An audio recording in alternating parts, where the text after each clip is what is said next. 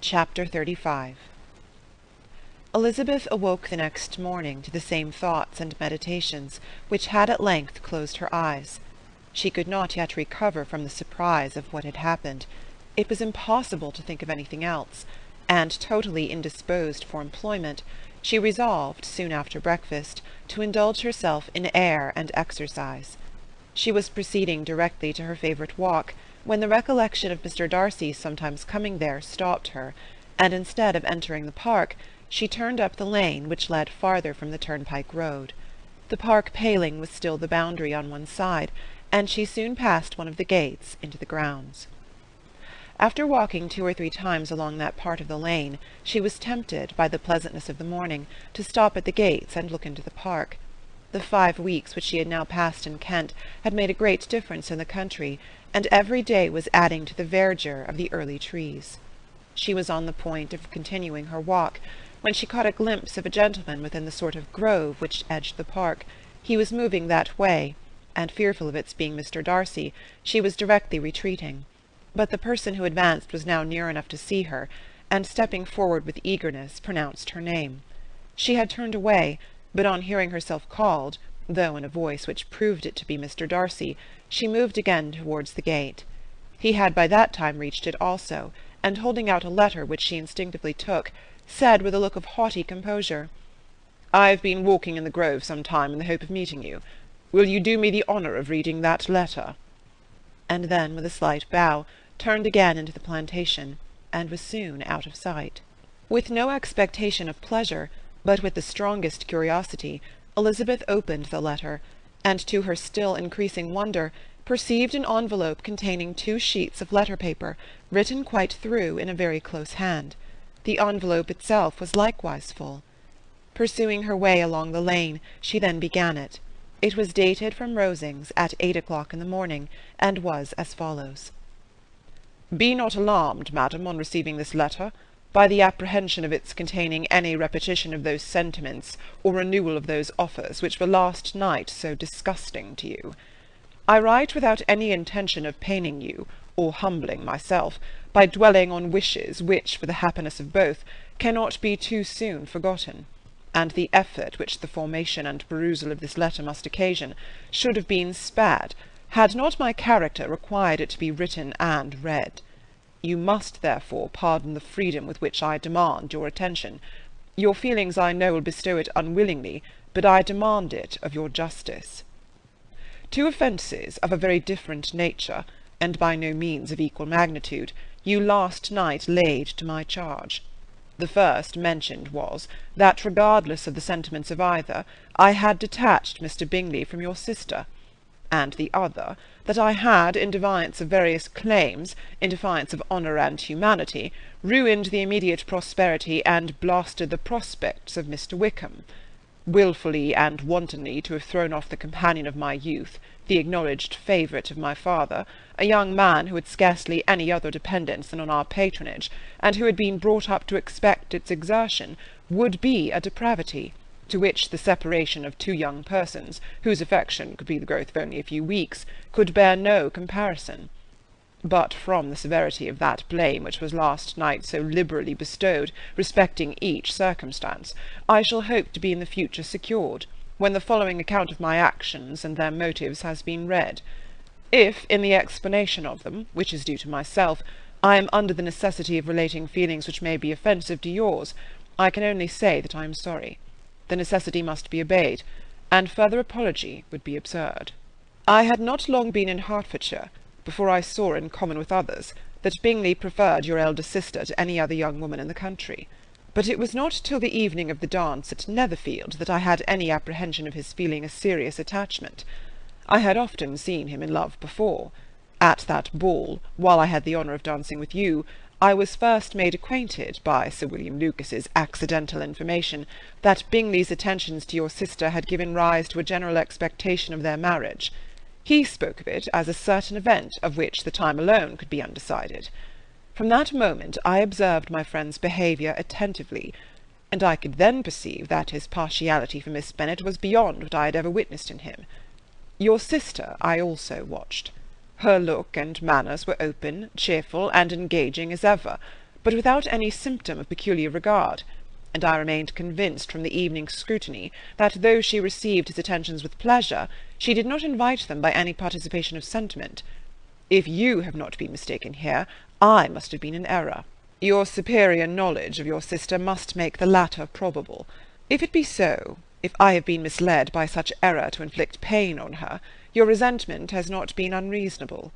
But I shall not scruple to assert that the serenity of your sister's countenance and air was such as might have given the most acute observer a conviction that, however amiable her temper, her heart was not likely to be easily touched. That I was desirous of believing her indifferent is certain, but I will venture to say that my investigation and decisions are not usually influenced by my hopes or fears. I did not believe her to be indifferent because I wished it. I believed it on impartial conviction, as truly I wished it in reason.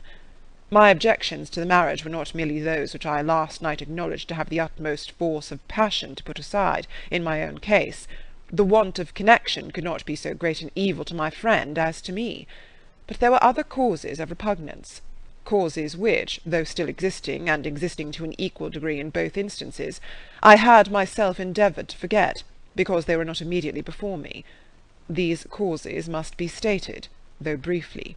The situation of your mother's family, though objectionable, was nothing in comparison to that total want of propriety so frequently, so almost uniformly betrayed by herself, by your 3 younger sisters, and occasionally even by your father. Pardon me. It pains me to offend you, but amidst your concern for the defects of your nearest relations, and your displeasure at this representation of them, let it give you consolation to consider that, to have conducted yourselves so as to avoid any share of the like censure, is praise no less generally bestowed on you and your elder sister, than it is honourable to the sense and disposition of both. I will only say farther, that from what passed that evening, my opinion of all parties was confirmed, and every inducement heightened which could have led me before to preserve my friend from what I esteemed a most unhappy connection. He left Netherfield for London on the day following, as you, I am certain, remember, with the design of soon returning. The part which I acted is now to be explained. His sister's uneasiness had been equally excited with my own. Our coincidence of feeling was soon discovered, and alike sensible that no time was to be lost in detaching their brother, we shortly resolved on joining him directly in London. We accordingly went, and there I readily engaged in the office of pointing out to my friend the certain evils of such a choice. I described and enforced them earnestly. But however this remonstrance might have staggered or delayed his determination, I do not suppose that it would ultimately have prevented the marriage, had it not been seconded by the assurance that I hesitated not in giving of your sister's indifference. He had before believed her to return his affection with sincere, if not with equal regard. But Bingley has a great natural modesty, with a stronger dependence on my judgment than on his own. To convince him, therefore, that he had deceived himself was no very difficult point. To persuade him against returning into Hertfordshire, when that conviction had been given, was scarcely the work of a moment. I cannot blame myself for having done thus much. There is but one part of my conduct in the whole affair on which I do not reflect with satisfaction. It is that I condescended to adopt the measures of art so far as to conceal from him your sister's being in town. I knew it myself, as it was known to Miss Bingley, but her brother is even yet ignorant of it. That they might have met without ill consequence is perhaps probable, but his regard did not appear to me enough extinguished for him to see her without some danger. Perhaps this concealment, this disguise, was beneath me. It is done, however, and it was done for the best. On this subject I have nothing more to say, no other apology to offer. If I have wounded your sister's feelings, it was unknowingly done, and though the motives which governed me may to you very naturally appear insufficient, I have not yet learnt to condemn them. With respect to that other, more weighty accusation of having injured Mr. Wickham, I can only refute it by laying before you the whole of his connection with my family. Of what he has particularly accused me, I am ignorant, but of the truth of what I shall relate, I can summon more than one witness of undoubted veracity. Mr. Wickham is the son of a very respectable man, who had for many years the management of all the Pemberley estates, and whose good conduct in the discharge of his trust naturally inclined my father to be of service to him, and on George Wickham, who was his godson, his kindness was therefore liberally bestowed. My father supported him at school, and afterwards at Cambridge. most important assistance, as his own father, always poor from the extravagance of his wife, would have been unable to give him a gentleman's education. My father was not only fond of this young man's society, whose manners were always engaging, he had also the highest opinion of him, and hoping the church would be his profession, intended to provide for him in it. As for myself, it is many, many years since I first began to think of him in a very different manner. The vicious propensities, the want of principle, which he was careful to guard from the knowledge of his best friend, could not escape the observation of a young man of nearly the same age with himself, and who had opportunities of seeing him in unguarded moments, which Mr. Darcy could not have. Here again I shall give you pain, to what degree you only can tell. But whatever may be the sentiments which Mr. Wickham has created, a suspicion of their nature shall not prevent me from unfolding his real character. It adds even another motive.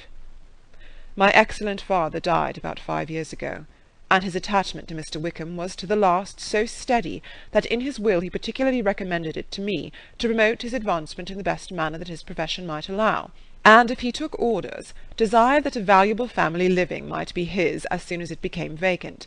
There was also a legacy of £1,000.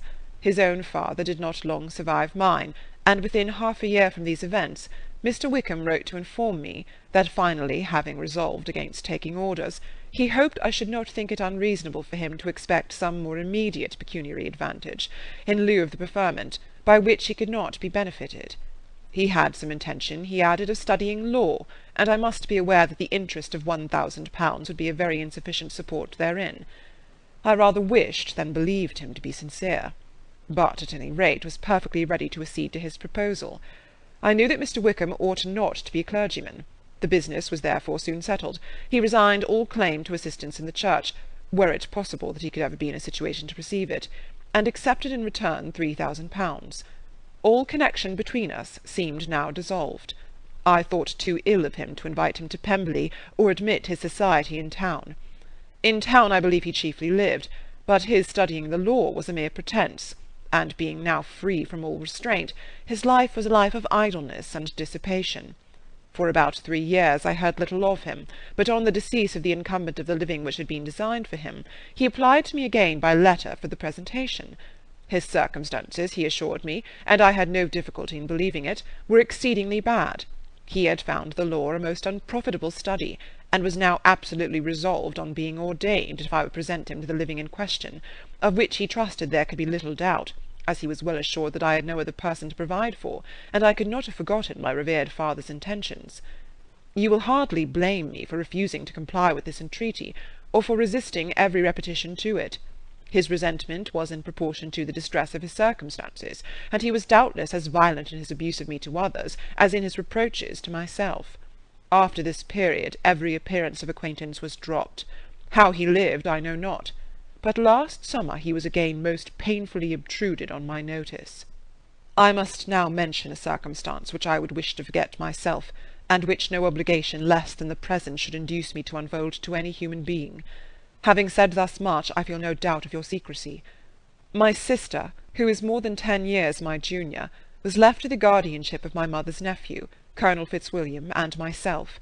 About a year ago she was taken from school, and an establishment formed for her in London, and last summer she went with the lady who presided over it to Ramsgate, and thither also went Mr. Wickham, undoubtedly by design, for there proved to have been a prior acquaintance between him and Mrs. Young, in whose character we most unhappily deceived, and by her connivance and aid he so far recommended himself to Georgiana, whose affectionate heart retained a strong impression of his kindness to her as a child, that she was persuaded to believe herself in love, and to consent to an elopement. She was then but 15, which must be her excuse, and after stating her imprudence, I am happy to add that I owed the knowledge of it to herself. I joined them unexpectedly a day or two before the intended elopement, and then Georgiana, unable to support the idea of grieving and offending a brother whom she almost looked up to as a father, acknowledged the whole to me. You may imagine what I felt, and how I acted. Regard for my sister's credit and feelings prevented any public exposure, but I wrote to Mr. Wickham, who left the place immediately, and Mrs. Young was of course removed from her charge. Mr. Wickham's chief object was unquestionably my sister's fortune, which is £30,000, but I cannot help supposing that the hope of revenging himself on me was a strong inducement. His revenge would have been complete indeed.